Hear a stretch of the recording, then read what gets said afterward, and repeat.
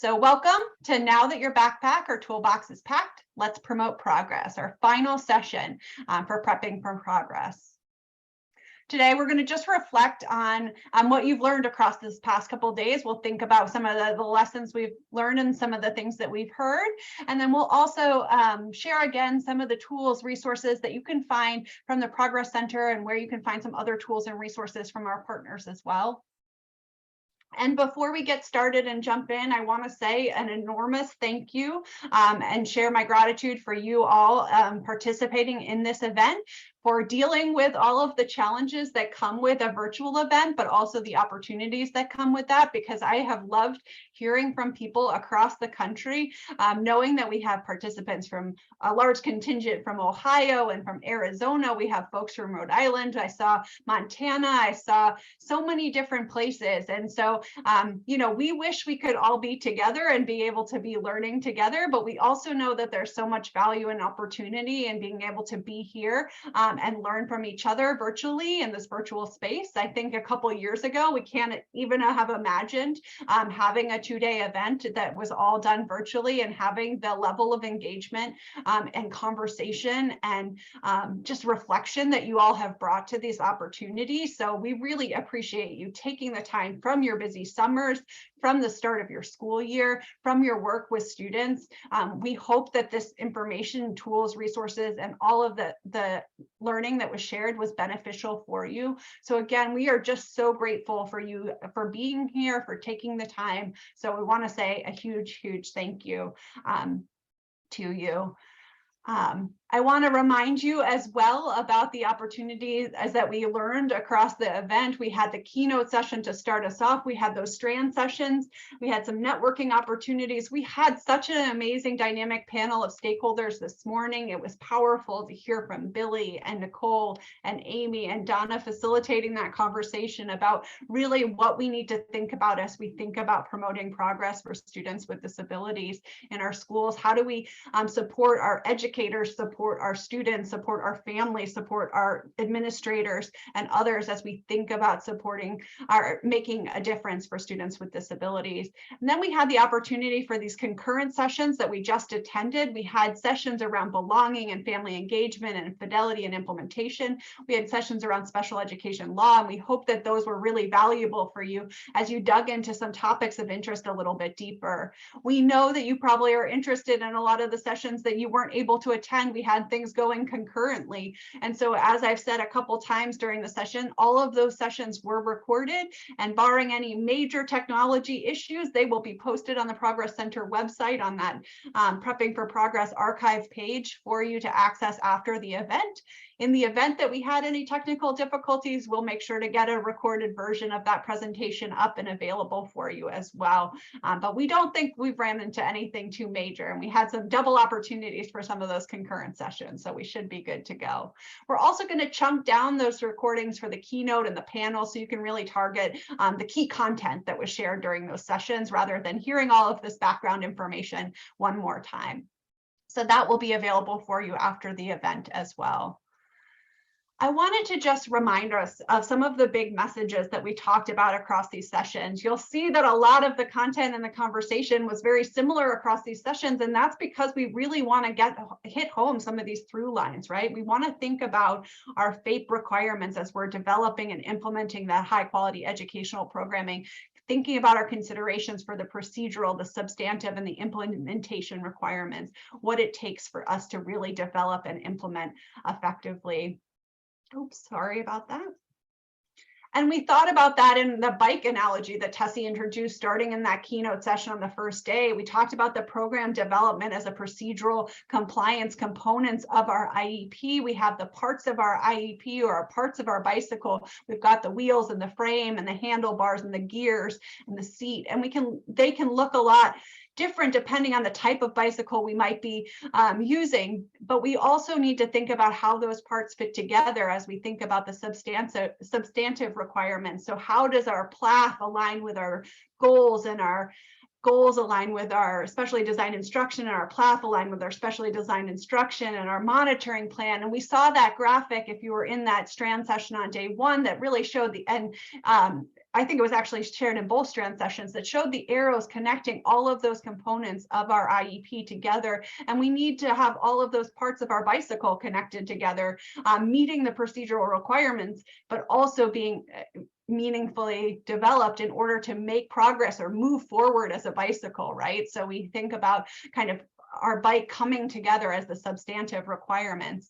And finally, we need to think about kind of what that looks like for different students, right? We have different bicycles for different students. Some might have some training pedals on them. Some might be a tricycle. Some might have that buggy behind them. Some might be a tandem bicycle. Some might be a racing bike or a road bike versus a mountain bike versus all of these different bikes. I think Tessie talked about having a cushy seat versus a less cushioned seat. You know, we have all of these different components that we need to think about as we think about those individual questions. We think about those 4 guiding questions we talked about throughout the different sessions, really starting with what do we want for our student, and then looking at what are their needs, what is their current context, and what resources and tools and materials do we have to help support them as we move forward. We can really start to shape kind of our knowledge of the student in order for us to help select the bicycle that will best drive them forward to make progress, right? But our best bicycle does not do any good if it's sitting in our garage or outside under a tarp or wherever you might put your bicycle. We need to make sure that we're driving that bicycle forward toward progress. And so you can see again here some of the considerations that we've talked about in order to support the implementation of that high quality educational programming. We know that educators need ongoing support. They need professional development and learning and coaching and support and resources in order to make sure that they are equipped and have the capacity to implement the IEP that has been developed for the student. We know that students need to feel that sense of belonging. We know that educators need to feel that sense of belonging in their schools. We know that the families that are part of our IEP teams need to feel that sense of belonging in our schools. We need to think about what those dimensions of belonging can bring to the table as we think about supporting students with disabilities. We know we need effective instruction, service delivery across our implementation, and thinking about how we're engaging in an ongoing way and partnering with families to really move the needle for our students, to get to know our students and to help support them as we move forward. And we know that there's that data and ongoing teaming component that really drives our work as we look to refine and revise. Well, we look at our implementation fidelity and improve our practices over time. When we look at our systems to improve the supports that we're providing to our educators, the ways that we're engaging families, the ways that we are enhancing belonging, our instruction effectiveness, and are we using data to drive those conversations to help us on this path to progress? So I want to hit home those bike analogy to help you guys think about kind of how we've brought together these components to think about the development and implementation. And we saw this equation a million times as well in these presentations to really help us think about, we need to think about those components of development, but we also need to think about what it will take to implement that programming effectively in order to improve access and outcomes, and to continuously improve and refine our processes and programming over time. You know, recognizing that we might not get it quite right the first time, but we're using the data that we're collecting over time in order to refine our programs, our processes, in order to improve our outcomes for students with disabilities and improve their access to instruction and ultimately their free, appropriate public education.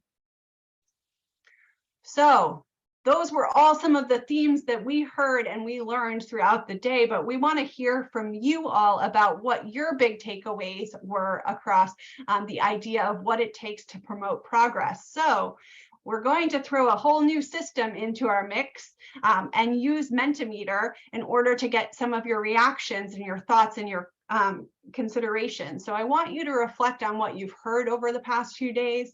We're going to put in the chat a link to this Mentimeter page, or if you want to scan with your phone, you can use that QR code that's right on the screen. Or you could also go directly to menti.com and use the code 488436336 in order to access the page to document a couple words or phrases or thoughts that come to mind about what it takes to promote progress for students with disabilities. So take a second, reflect on what you've heard over the past couple of days, some of the takeaways, and then identify a couple words or phrases or thoughts that you have in order to really think about promoting progress. So Mia dropped that Mentimeter link in the chat for you. You can go click on that directly. You'll get to a page where you can enter that information, or if you want to use the QR code, you can do that as well. I'll leave this up here for just another minute, and then I'm going to flip over so you can see what it looks like on the back end with the responses that are coming in. And let us know if you're struggling with getting to the Mentimeter as well. We can help you in doing that. I know we're throwing a whole new system in toward the end of the event.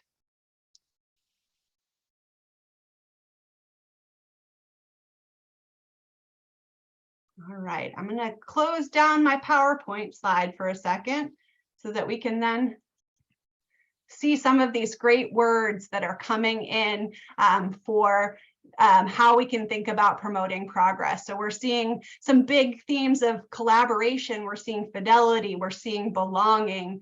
We're seeing person-centered supports for student advocacy. I love this. It's continuously moving, and so it's hard to follow, but it's great to see some of these important words. Systematize, compromise, energy, time, family engagement, that important aspect of family engagement. I see data in there and SDI. I'm loving the fidelity, the belonging, the collaboration, the high expectations really coming through. So keep on putting your thoughts in there. And if you're struggling with the Mentimeter and you want to just use the chat, you can do that as well. I love the self-advocacy and the empowerment, high leverage practices, and the thoughts about ecosystem.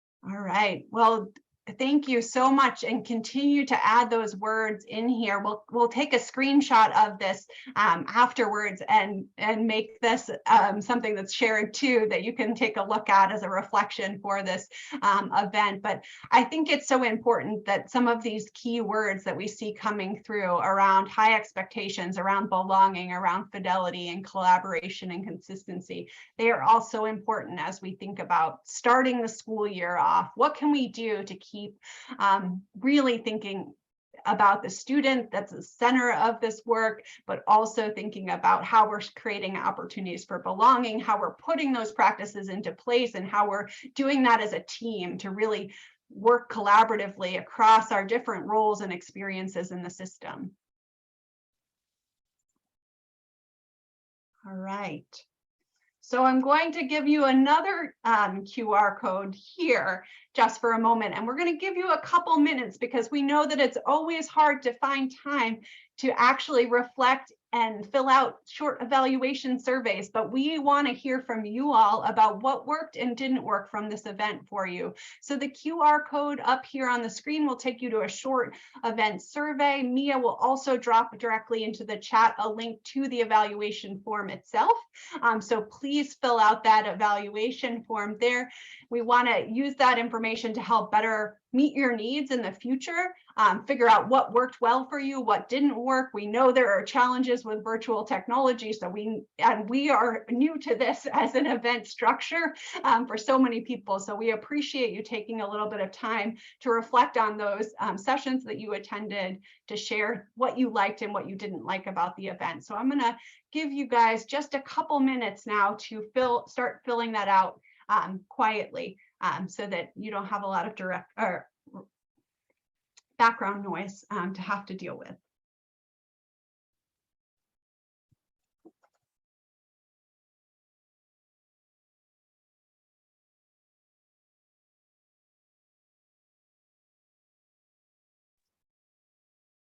All right, I know that wasn't enough time to completely fill it out, but I hope you got started with that survey and are able to take a couple moments after the event to kind of keep filling it out, either while I'm sharing these last couple sections with the resources and some other tools, or, quite right after the event, you can finish filling that out. But we want to hear from you, and so we really appreciate you taking the time to fill out that survey. So next, I just want to rehash and share again where some of the resources and tools that we talked about over these past couple of days are located on the website. I'm going to flip over and pull over the actual website to show you, but you can see a version of the promotingprogress.org website on here as well. So I'm hoping this all worked okay and that now you see the promotingprogress.org actual website. You'll see up here at the URL, and then you'll see the toolbar across the top that shows us all of the key tabs and information for the materials that we shared today. As I noted earlier, one of the key places that you want to go and look for any of the tools and information that we talked about across the course of these last couple of days is this news and events section. Under there, you'll see this Prepping for Progress 2022. If you click on that, you'll get our homepage with all of the event archive and materials. As we talked about, you can expand these accordions in order to access the session materials. You can find the slides for the sessions as well as any other resources and links that were highlighted during the session. So in the welcome, you could see that we had the Path to Progress self-paced module that aligned with the content that Tessie shared during the session, as well as the stories from the classroom video that she highlighted with Billy in it. We'll also put the recordings for each of the sessions on this page. So this is your go-to one-stop shop for all of those tools and resources. There are a couple other key places that I want to just orient you to on the website so you can find the tools and resources that you're looking for. The first is the development page. You'll see that just like our equation that we've been talking about, we have a tab for both development and implementation. Under the development tab, you'll see all of the tools and resources related to present levels of academic achievement and functional performance, also expandable there so you can access those different tools and resources, some of the collection of tools there. You'll see measurable annual goals and monitoring plans, specially designed instruction, and so much more. Then you can also see some key highlighted resources at the bottom. One of the key resources that we have shared time and time again throughout this sessions are these IEP tip sheets. Those are those 2-pagers or sometimes 3-pagers that highlight some of the key components of our IEP and considerations for implementation, as well as what IDEA says about those series. So that's a key resource that I really want to hit home for you all. And you can find similar information under the implementation tab. So again, same structure with being able to access an open accordion to find key resources and tools, these instructional practice briefs that have been mentioned across multiple sessions that really look at some of the high leverage practices that have been found to be effective across different age categories and disability categories for supporting students with disabilities, thinking about how we effectively plan, deliver, review, and intensify instruction, thinking about the considerations for teaching social behaviors, cognitive and metacognitive strategies, and instructional technology. There was a webinar that was also held on this topic. So if you want to access the webinar, you can see that here as a related resource. So great information there for you to access more information about instructional technology.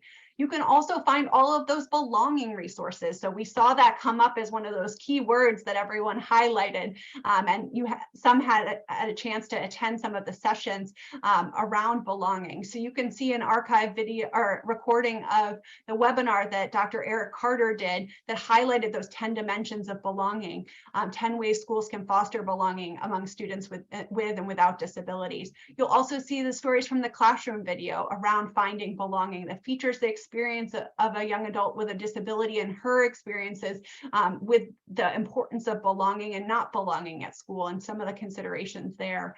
On that page, You'll also find some discussion guides and resources to help kind of facilitate conversations around belonging, if that's a topic of interest for your school as you think about starting the new year. And resources from our partners as well. You can see here this guide from TIES that again really highlights the information around belonging for students with significant cognitive disabilities. Those same through lines and threads of those same dimensions, really thinking about for a specific population of students as well. If you open the data collection and continuous improvement tab, you can see some resources related to supporting progress monitoring from the IES or from the IRIS Center, as well as tools for selecting progress monitoring from NCII, and a six-step instructional routine for engaging students in progress monitoring that was both a webinar as well as related tools. And if you were in our fidelity session, you saw that student intervention implementation log. So that might be a resource that you want to take a look at. So lots of different tools and resources that are available there on that implementation tab. Another drop-down tab that you might be interested in exploring is really thinking about the resources and tools for specific audiences. So if you're an educator, you can find some curated tools and resources for you and your role as an educator. Same for local leaders or families and students, for faculty and professional development providers. We saw on the families and students tab, I shared earlier, the student-led IEPs resource that was highlighted, that Billy and his team put together.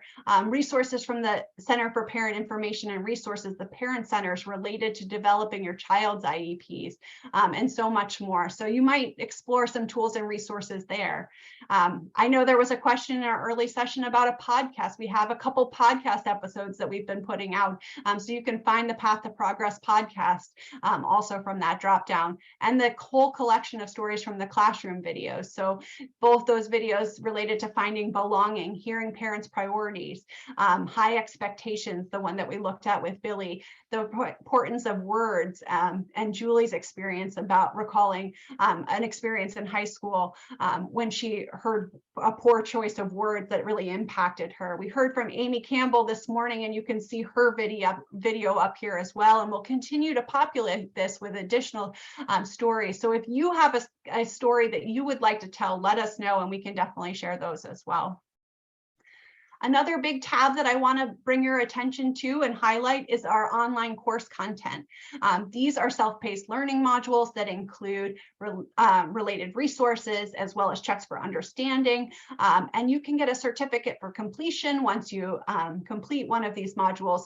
So you will need to sign up for an account in order to access the module. This is an example of one of them, Introduction to Federal and State Laws. If you click on Go to Online Modules, you will get taken to a page that's the landing page for our learning management system or learning module library that we partner with the National Center on Intensive Intervention on. So you can find their resources and tools there as well. If you're interested in really thinking about data-based individualization, what it takes for implementing intensive intervention. But as long as you sign up for and register for an account, then you can access those online modules. That will allow us to know that you've completed that module, and you'll get that course certificate at the end of that module. So those are great tools and resources. And one of them that just got posted was around planning for instruction that really aligns with that instructional practice brief.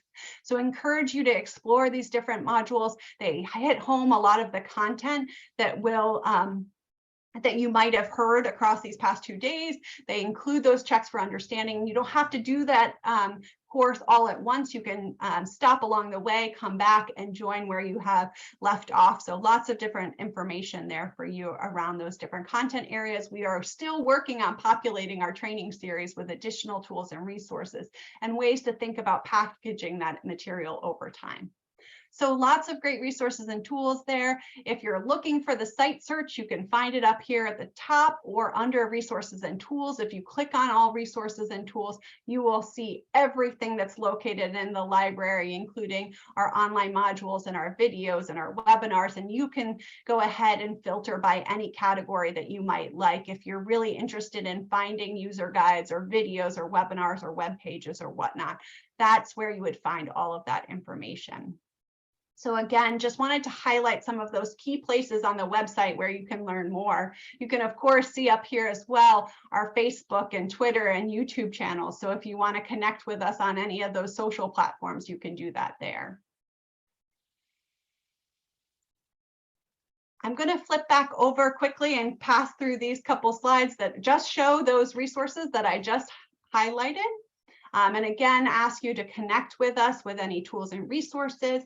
And one thing that I see a question in here about the certificates for completing these sessions, if you had identified and when you registered either for the general session on day 1 or 2 that you were interested in a certificate of completion, we will work behind the scenes to collate the different sessions that you attended and develop a certificate that we'll send out to you. Our goal will be to send that out within the week or so to the best of our abilities, but look out for that. We will send those along. If you didn't get a chance to express that you wanted a certificate of completion in your registration, you can go ahead and let us know at progresscenter@air.org, and I bet Mia or somebody else on our team can put that email in the chat for you so you can access that. But those will go out to everyone who is interested in a certificate of completion. It will have a total of all of the different sessions that you attended, as well as an overall kind of time frame for your participation in the event across the past couple of days. So look out for that. If you have any questions or issues, don't hesitate to follow up with us with any of those. But that will be coming to you if you requested that as a resource you would like. We have said many times across these past couple of days to connect with us on Facebook and Twitter at K12 Progress, and to sign up for our email, our ongoing emails and newsletter that you can do either at the bottom of the homepage or at this link, promoting progress /news/ Connect Progress Center, which you can see up here on the slide, and definitely reach out and continue to connect with us. That's the best way to kind of keep up to date between our social media and our newsletter with new tools and resources, both from our center as well as from our partners around these tools and resources that can best support you. And last but not least, I wanted to share another upcoming event that's available through the Department of Education and the Office of Special Education Programs and others called Smart Beginnings 2022-2023. This is a virtual 3-day technical assistance event. If you haven't gotten enough of virtual events and you want to join another virtual event next week, there is more time and more opportunity for you. There will be lots of other sessions related to a number of different OSEP centers and others to really support local education administrators, service providers, teachers, and parents in order to kick off the school and really think about a school year and really think about some of the challenging things that we are experiencing in our schools, but also thinking about some of the opportunities we have to start the school year off right. So look out for that if you want to sign up for that. The registration link and to learn more about the opportunity just got put in the chat box for you there as well. So I'm giving you back 9 more minutes. So if you didn't have a chance to finish filling out your evaluation survey already, you have 9 more minutes until the top of the hour in order to do that.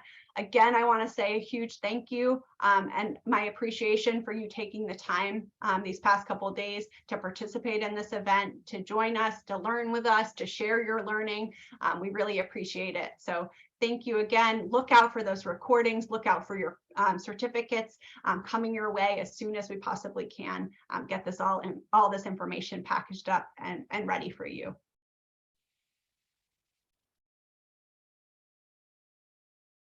Yep, and Mia just put the survey link in the chat for you once more. So if you didn't get it earlier, go ahead and pull that up right now and you can fill that out one more time. So thank you again so much.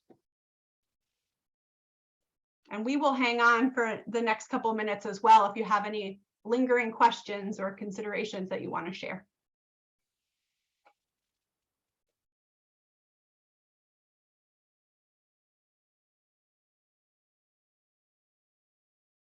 All right, everyone. Well, thank you once again.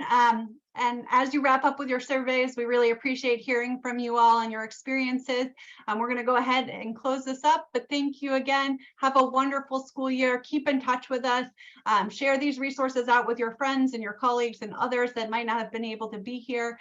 Let us know what you need, what will be helpful for you, and we will do our best to kind of continue to develop resources and tools that will meet those needs and share our resources with you all. So thank you again. Stay in touch and have a wonderful rest of the week and a great start to the school year. Thank you.